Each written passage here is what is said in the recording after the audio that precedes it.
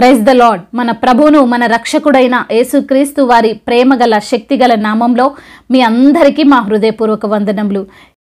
ఈరోజు దేవుని వాక్యము, నీ చెయ్యి చాచి నా ప్రక్కలో ఉంచి అవిశ్వాసివి కాక విశ్వాసివై ఉండమనెను. యోహాను సువార్త 20వ అధ్యాయము 27వ వచనము.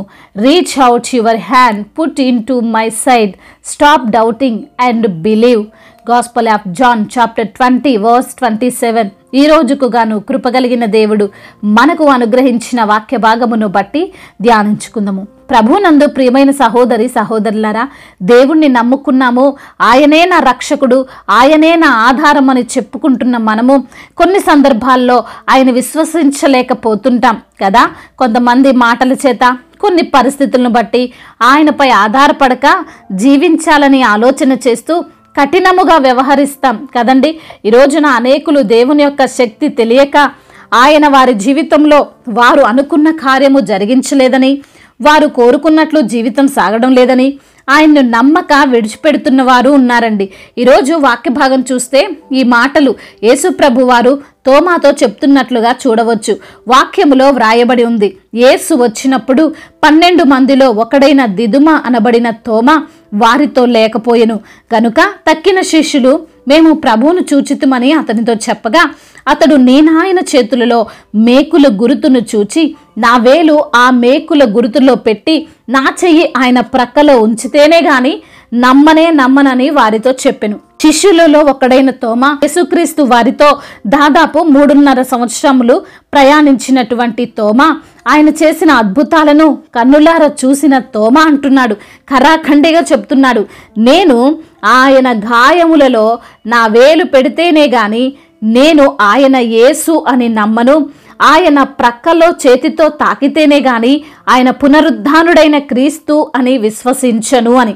ఎవ్వరూ కూడా ఎక్స్పెక్ట్ చెయ్యనంతగా మాట్లాడాడు. మిగతా శిష్యులు చాలా ట్రై చేశారు. ఆయనే యేసు, మనము ఇన్ని సంవత్సరాలు ఉన్న యేసయ్య, మేము కన్నులారా చూశాము అని చెప్తున్నా తోమా వారి మాట వినడం లేదండి. ఈ రోజున మనలో కొందరు యేసయ్య శక్తిని అనుమానిస్తున్నారు.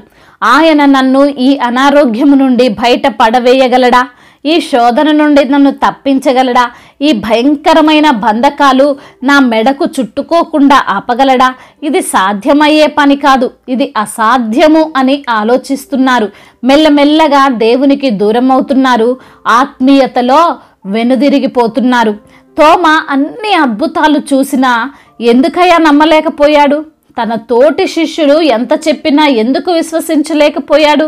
ఎందుకంటే తోమాకు అప్పటి వరకు ఉన్న విశ్వాసము అనే ప్లేస్లో అనుమానము వచ్చి చేరింది. యేసు ప్రభు వారు శిలువ మీద కొట్టబడి చనిపోయాక బహుశా తోమా ఈ లోక సంబంధులైన వారితో, యేసయ్య అంటే పడని వారితో స్నేహం చేసి ఉండొచ్చు. అపవాది తోమా యొక్క విశ్వాసమును దెబ్బతీసి ఉండొచ్చు. చనిపోయిన వ్యక్తి ఎక్కడైనా తిరిగి లేస్తాడా? అసలు ఇంతవరకు చరిత్రలో ఇలా జరిగిందా?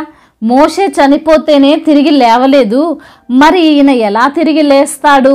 అన్ని వట్టి మాటలు. అనవసరంగా వారి వెంట తిరగడం మానేసి ఇప్పటికైనా టైం వేస్ట్ చేయకుండా నీ పనేదో నువ్వు చేసుకో అని హితబోధ ఎవరో ఒకరు తోమాకు చేసే ఉంటారు. అంతే కదండి.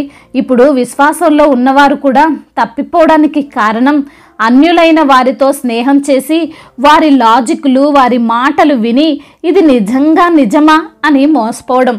ఆ రోజున అపవాది అవ్వను ఎలా మాటలతో మభ్యపెట్టి మోసం చేశాడో, ఎలా తోమా హృదయంలో అనుమానము నాటాడో, ఈ రోజున అనేకుల హృదయాల్లో కూడా ఏదో ఒక అనుమానమును, ఆశను కలిగిస్తూ దేవుని పైన విశ్వాసము లేకుండా చేస్తున్నాడు.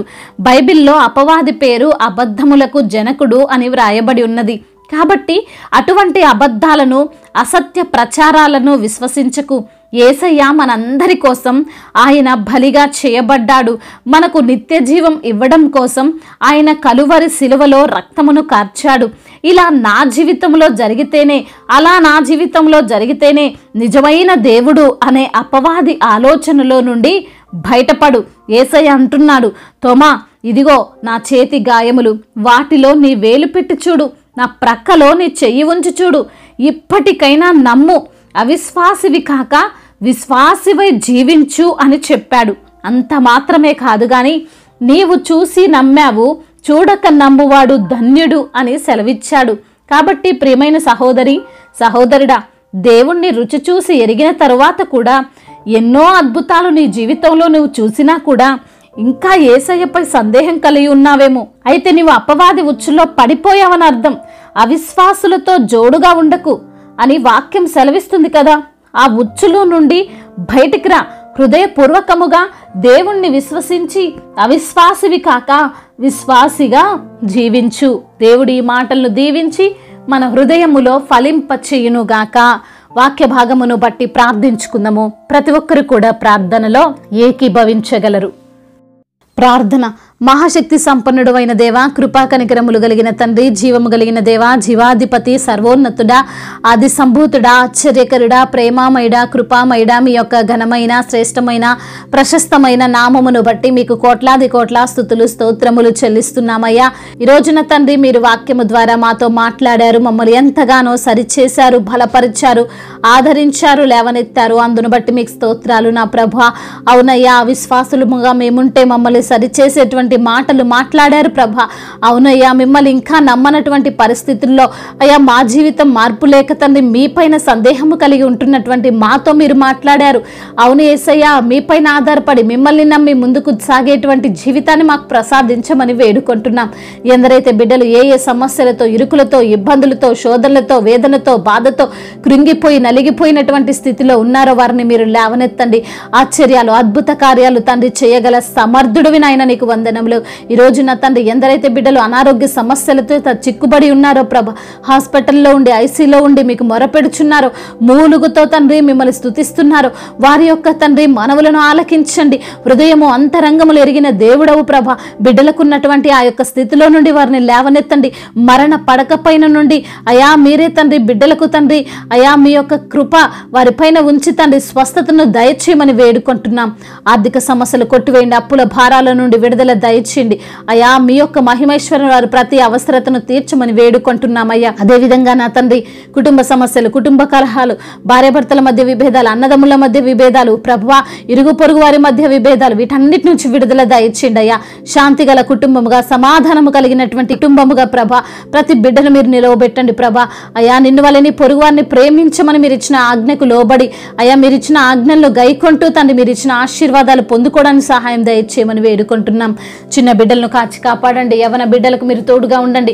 యవన వయసులో ప్రభా బిడ్డలు ప్రభా గేమ్స్కి అడిక్ట్ అయిపోయి అయా అప్పుల భారంతో తండ్రి బిడ్డలు కుమిలిపోతుండగా తండ్రి మీరే వారిని ఆ అప్పుల ఊబిలో నుండి లేవనెత్తండి నా ప్రభా.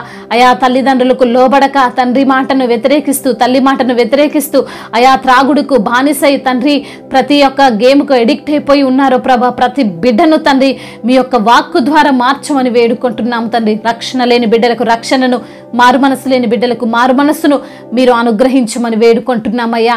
అయా ఎందరైతే బిడ్డలు వివాహాల విషయంలో తండ్రి మీ యొక్క చిత్తములో అయా మరి తండ్రి ప్రార్థిస్తున్నారో తండ్రి మీ యొక్క ఘనమైన చిత్తాన్ని తండ్రి బిడ్డల జీవితంలో జరిగించమని తండ్రి అయ్యా వారికి ఏదైతే అవసరమో ప్రభా అయా మరి తండ్రి ఆ యొక్క మ్యాచ్ను మీరే వారికి దయచేయమని వేడుకుంటున్నాం ప్రభా. అదేవిధంగా నా తండ్రి బిజినెస్ చేసిన వారిని దీవించండి, చేతి పని చేసుకుంటున్న వారిని ఆశీర్వదించండి అయా. రైతులను మీరు దీవించండి, ఆశీర్వదించండి నా ప్రభువా. అయా వారు వేస్తున్న పంట సమృద్ధిగా పండడానికి కృపను చూపించండి. వారు చేస్తున్న కష్టార్జితం అంతటిని దీవించి ఆశీర్వదించమని వేడుకుంటున్నాం ప్రభువా. అయా తండ్రి అనాథలను ఆదుకుని వాడవు నాయన, విధవరాల పక్షాన న్యాయము తీర్చేవాడివి తండ్రి. ఒంటరి అయిన వాడు 1000 మంది అగునంటున్నావు ప్రభా, అటివాడు బలమైన జనమగంటున్నావు అయ్యా తండ్రి. సహాయము దయచేయండి అయ్యా. ప్రతి బిడ్డను ఆదరణతో నింపమని బ్రతిమలాడుకుంటున్నాం. వృద్ధులను మీరు బలపరచండి, దేశ నాయకులను దీవించండి. మీ యొక్క న్యాయము చొప్పున అయ్యా వారిని తండ్రి వారి యొక్క ఆలోచనలు స్థిరపరచమని వేడుకుంటున్నాం ప్రభువా. అదేవిధంగా నా ప్రభువా అయా చిన్న బిడ్డలందరినీ కాచి కాపాడండి. ఎండాకాలంలో ప్రభా అయా మరి తండ్రి ఈ ఎండలు మండుతుండగా నా ప్రభా మీరే బిడ్డలకు తోడుగా ఉండండి. పగలు మేఘ స్తంభమై, రాత్రి అగ్ని స్తంభమై మీరే వారిని కాచి కాపాడమని వేడుకుంటున్నామయ్యా. అయా ఇతర దేశాల్లో ఉంటున్న ప్రతి బిడ్డకు మీరు తోడై ఉండండి నా ప్రభువా. అయా ఇంకా ఎటువంటి సమస్యల చేత బిడ్డలు తండ్రి బాధించబడుతున్నారో, చెప్పుకోలేనటువంటి అయా సమస్యల చేత వేదన చెందుతున్నారో ప్రతి ఒక్కరిని తండ్రి మీరు జ్ఞాపకం చేసుకోమని వేడుకుంటూ తండ్రి ఇంతవరకు చేసిన ప్రార్థన అంతటిని మీ పాద సన్నిధిన చేర్చుకోమని నజరేయుడైన యేసుక్రీస్తు వారి ఉన్నతమైన నామంలో ఈ ప్రార్థనను అడిగి వేడుకొంచున్నాము తండ్రి. ఆమేన్.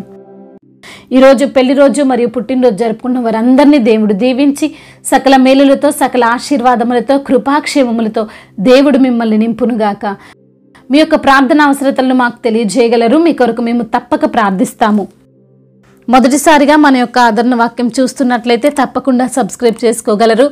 ఈ వాక్యము మీకు ఆశీర్వాదకరముగా ఉండినట్లయితే అనేకులకు కూడా ఈ వాక్యాన్ని పంపి మీరు కూడా దేవుని యొక్క రాజ్య సువార్తలో పాలిభాగస్తులు కావాలని దేవుని పేరిట మనవి చేసుకుంటున్నాను. May God bless you all. దేవుడు మిమ్మల్ని దీవించి బలపరిచి స్థిరపరచునుగాక.